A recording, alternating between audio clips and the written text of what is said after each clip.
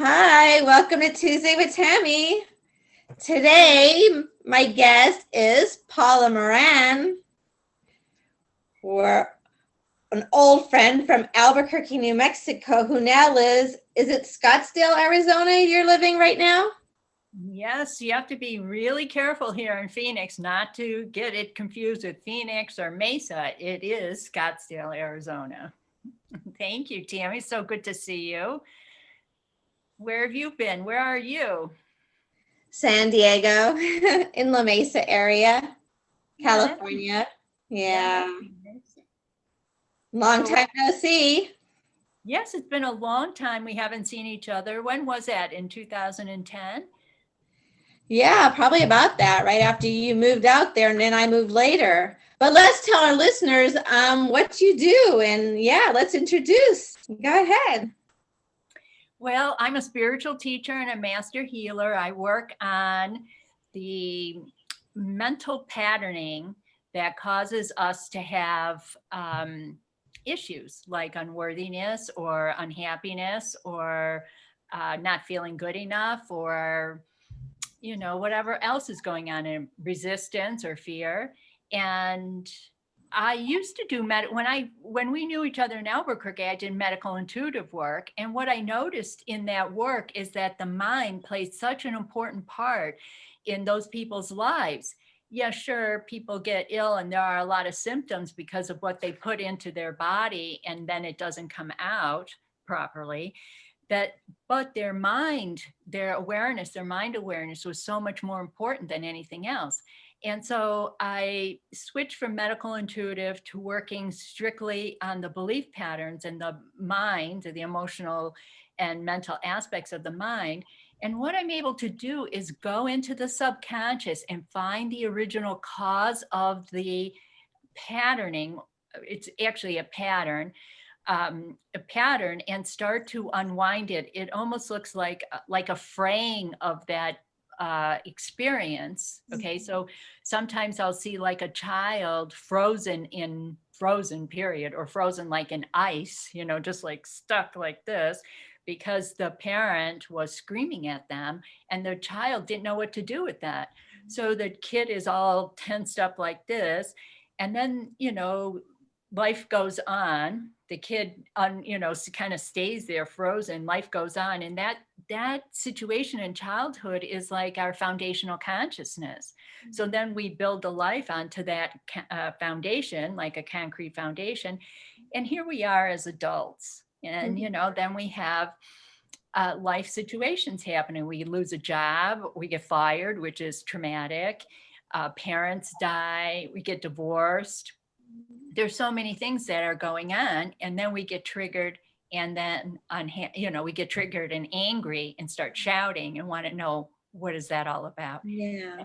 And that's what I do now. And That's illness is a really good door to that too, because people get ill from thinking negatively for their whole life. it's true. Thought is so important. And if people don't have the tools, so you probably give out the tools or however tune in for each individual. Yeah, because they don't know, they don't have the tools. They go through these transitions and get stuck. Yes. In fact, I'm having a class on March 25th, starts a class, a 4-week series on going into different aspects of our emotional self. Like we start with struggle and misunderstood intentions, which is really interesting. It's really, excuse me, like it's the misunderstood intentions is the basis of confusion. Mhm. And then we go into resistance and fear, and then into activating forgiveness. So it's a 4-week series, but I'm able to actually go into the collective and go into people's minds and see the original pattern. And it's a pretty intense healing.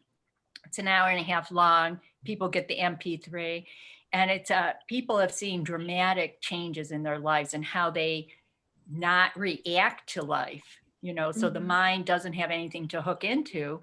And so they just clearly go down their path. they're happier, less burdened by all that emotional baggage, old wounding disappears. Pretty intense.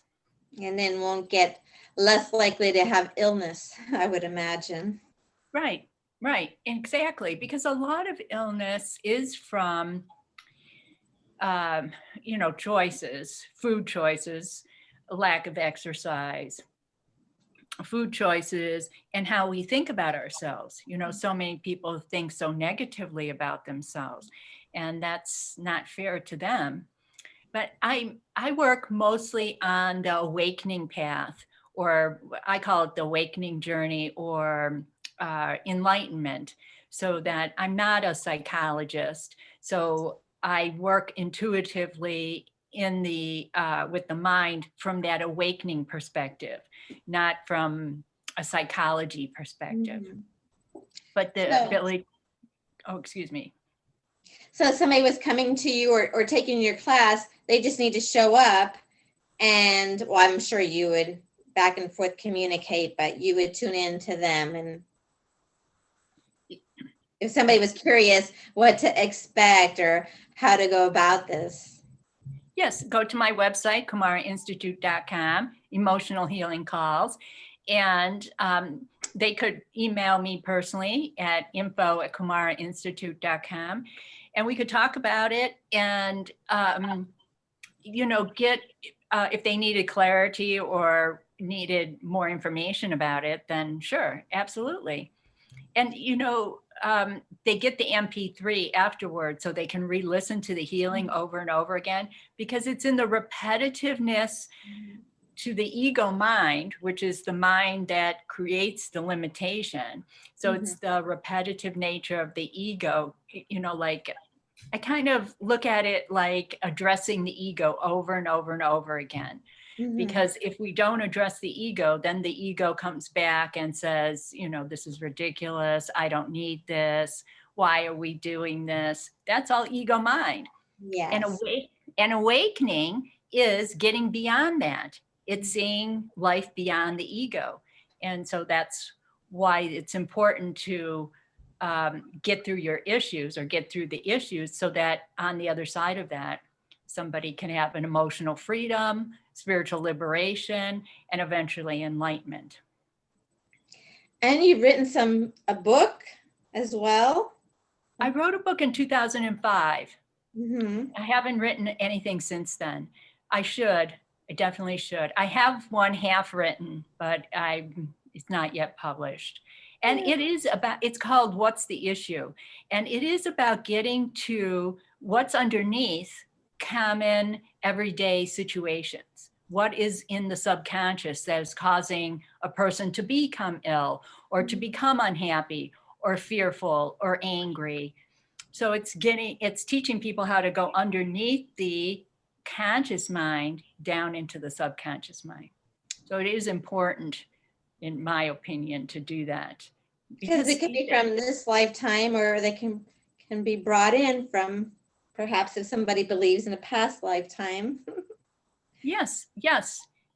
Most often it is this lifetime, but the soul does download into this lifetime. So it is that past accumulation of energy comes into this lifetime. And then we choose the parents that will become the actors in our lives.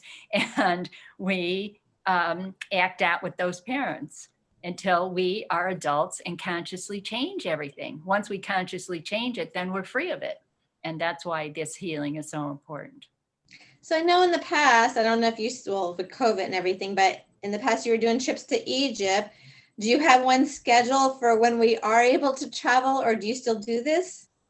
Yes, I've been all over the world, which is one of the most, inspiring things ever, is that I've been all over the world. And I was just thinking about Egypt yesterday, because we have date palm trees here.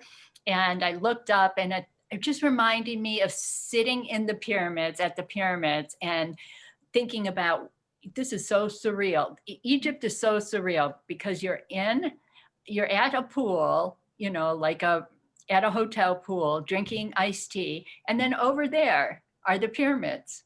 So it's like, what reality am I in? Am I like, did I just get transported to another life? And why am I sitting at a pool drinking iced tea and there are the pyramids right there? So it is a surreal situation.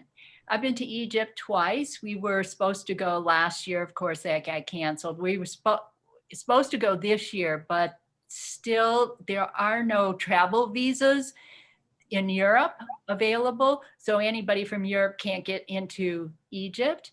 And there's so many still restrictions. So right now we're on a, we'll see basis. I plan to go on a world virtual tour, but that's nothing compared to actually being there. But it'll get me prepared for in the near future. Yeah, it's really nice to see all those locations in person, like Peru. Have you been to Peru? Yes, yes. Yeah, Peru and Egypt, where India, Bali. Have you been to Bali? I haven't. No, that was my favorite place, Bali. India too.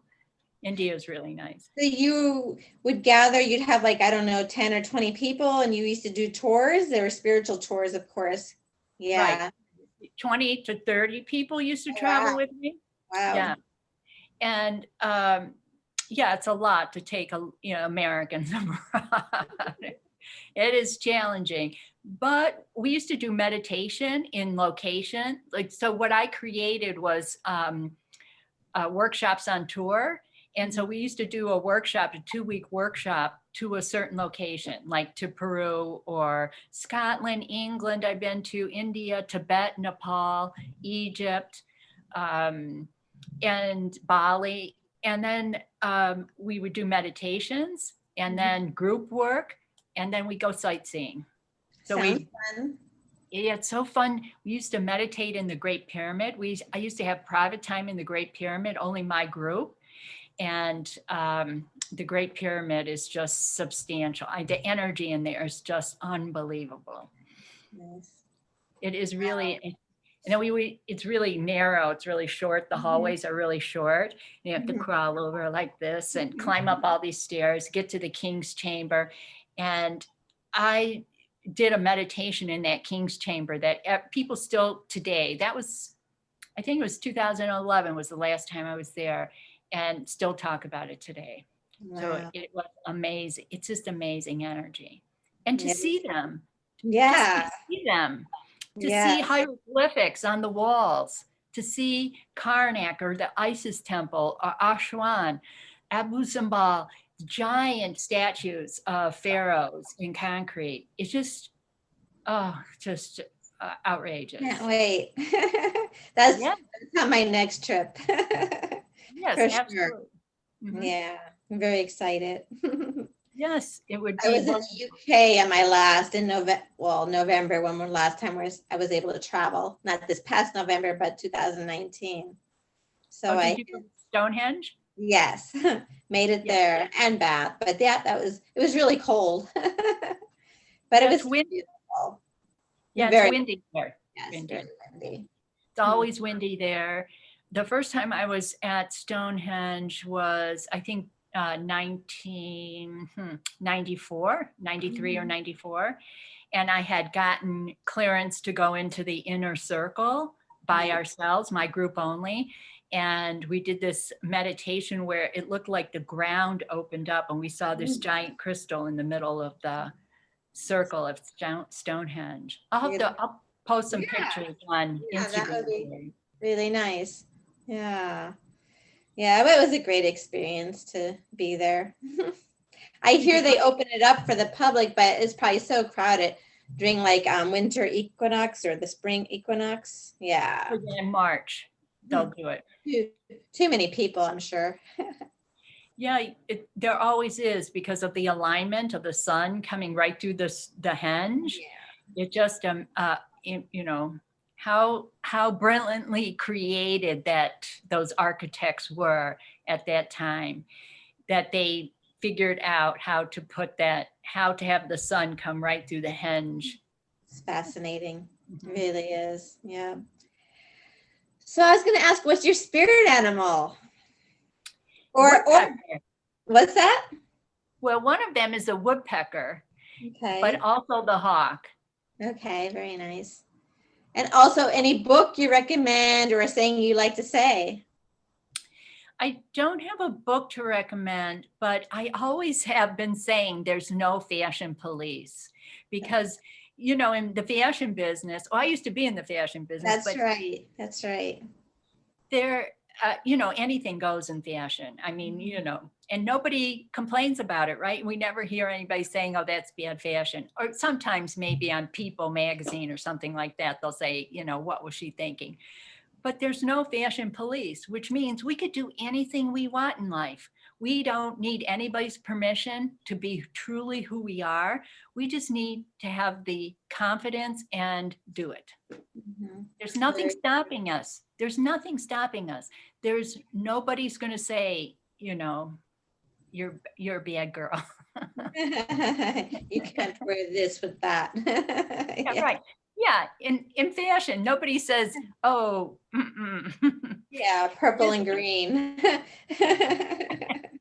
you just Cute. let you do it, right?" So I've been saying that. I don't know why that's on my mind, but there's no fashion police. So just do whatever you want to do because Do it. you only live once. And here we are. We're not in our 20s anymore. That's right. That's right. Oh, was this like a birthday wish dream come true? And tell me a little bit about your story, like when it began. I mean, whatever you want to share today. I'm sure everything's on your website, but The dream, traveling is a dream.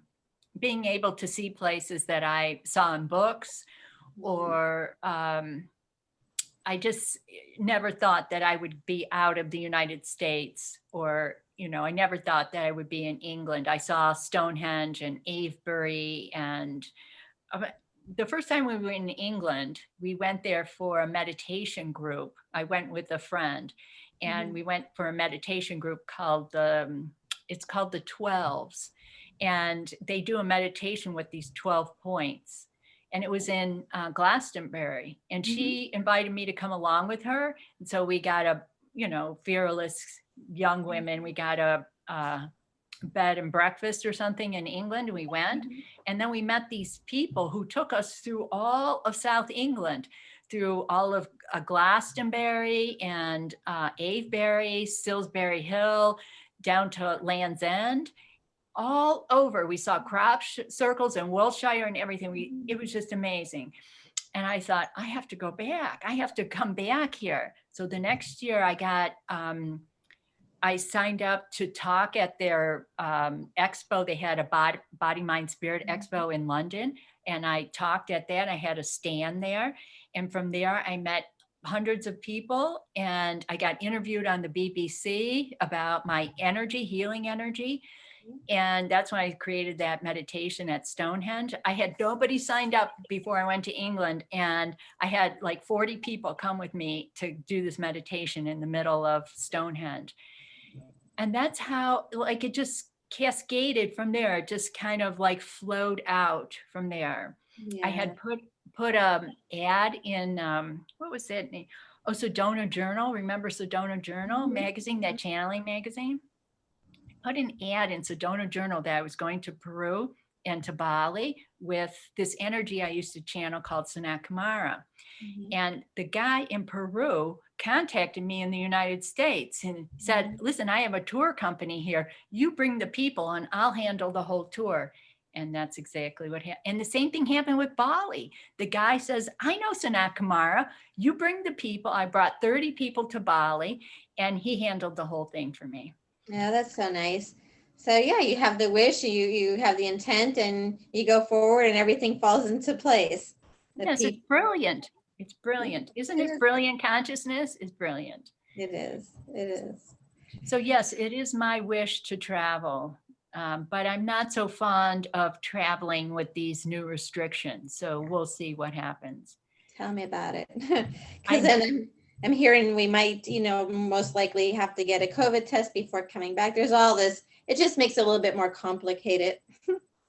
Yes, there is a test you need to come back into the United States. A friend just came from Mexico and she needed to get it like in 72 hours before she came in. But And it's not a choice test, like you can't decide which test you want. It's the up the nose test. And I don't know if it get expensive, I guess it depends where you're going. There's more research now, and yeah, I can't just go by the seat of your pants. That's correct. Well, the hotel, she said the hotel and the airlines arranged it. And it was $30. They Okay, had that's not like a bad. visa. That's what a visa usually costs, That's $30. reasonable. I guess as long as we're aware, we know what to expect. I haven't traveled overseas in a year, but yeah, I'm sure it's coming eventually. Well, yeah, it's nice. I mean, we have to be able to see the world still and go traveling. I would like to see Bhutan in this lifetime, Yes. but Bhutan is really hard to get into, very expensive trip. Bhutan would be nice to see. And I want to go to Scotland again. I was there in the 90s. I'd like to go back to Scotland and teach meditation retreat in Scotland. That would be nice. Very nice. And, Yeah, I can see yeah. that happening once they open up again, right? Or are they? I don't think Scotland's open yet for Well, Americans. they're in lockdown. They're literally, England and Scotland and Wales is literally in a lockdown till April 12th. Yeah, and then that could change. It could extend. Ay, ay, ay. What an experience of a year. Well, it's over a year now, but yeah, what an experience, huh? Yes. What a shocking Yeah. experience. So, let's see. Anything else? I know I'm going to put everything like your website and everything like that. You want to talk about last words of advice? Any words of wisdom? Words of wisdom. Do whatever you want. Just dream it and do it. We only really live once. And I'm so happy that I got to see the world before who knows what's going to happen now with traveling. But also, even traveling in the United States. I was born in Ohio and I've lived in California, New York, now Arizona, New Mexico. I've been all over the place. So, just do what you want to do. Just do it. And that's one of my favorite sayings too, is just do it. Like Nike. just create it. Just create it. Just do it. Be like an Aries and just do it and think about it later. Exactly. Because if you don't act, then, nothing happens. If you think too much, then nothing ever, just thinking about something, you have to just go for it. Do it. Yeah, you're really good at going for things. You always are someplace else. That's true. Very true. Well, go ahead and say your website one more time. And if you have an email, and I'll put all that in the notes as well. The website is KumariInstitute.com and the email is info at KumariInstitute.com. And everything's up on the website, but people could just send me an email if they have questions about what I do or where I'm going next or what's happening. And I'm on Instagram at KumariDevi.presence. And come see me there. I'm always chatting up with people on Instagram. And I do have Facebook, but I'm not so active on Facebook. But mostly on Instagram. Nice. I know it seems like people will have like, well, I'm only on this or I'm only on that, or yeah, it seems to be the way anyway. Put our focus into one specific area. Well, it's so much work, right? It's so much work. We have to have other people hire other people just to keep up with the social media sometimes. Exactly. I am on Twitter. I like Twitter. Yeah. I have a profile there. It's called Skanda Teachings, Skanda Teachings. And I do like Twitter because there are sometimes good conversations going on Twitter. There could be a lot of other junk on Twitter, but because it's a newsreel, sometimes there's some good conversations going on there. So if you want to converse with me on Twitter, I'm there too. And but mostly Instagram now. I know, trying to keep up. There's Reddit, there's this one, there's that one. Yeah, are you on Reddit too? Sometimes I'll check it out, but it's been a while. Yeah. Instagram, Twitter once in a while, but and Facebook, LinkedIn, yeah. I try. Too many, but yeah. Are you on TikTok? And TikTok as well. Every now and then I'll throw a video on there or a picture. It's kind of fun, actually. It's interesting. Wow. Just all this social media. My goodness. I was going to ask if you still do your oils. I know you used to have the sprays and things of that nature. Do you still do that, or? I do. I have a line called Emotional Aromatherapy. Everything I do has to do with the emotions and clearing energy, emotional energy. And the sprays, I should have brought one to, I'm sorry, I didn't, to talk about, but they're named after like clearing confusion, clearing anger. I am love, balance, peace, and they clear emotional energy from our field. So you just mist around your body or your house, and it just changes the energy. It's up on my up on my website, and it's called emotionalsprays.com. They smell so good. Very healing. Yeah, Yeah. put you in a different, if you were feeling this way, now it makes you feel lighter, lighthearted. Thank you Well, for saying that. And the other thing I do is a lot of meditations. I have a lot of guided meditations on my website. One in particular, Purify the Body Temple, works with the chakras and the emotional memory. So it clears all the emotional energy out of the body. It's on the website too, and some other new ones that I've done recently. nice. And so that's nice. I'm also on Insight Timer as a meditation teacher. So Okay. if people are an Insight Timer, they can see me there. And yeah, I love doing guided meditations. I've been doing them for a long time, since like the 90s. So 26 years. So it's been a while. Time goes by too quick. Yeah, the 90s just seems like, a Right few years ago. yesterday. I know, right? I know it. Well, thanks again, Paula. It was so nice to have you. Thank Tuesday you with so much, Tim. Thank you. Tammy. Thank you for letting me be here. It's You're it's so an welcome. honor. Thank you.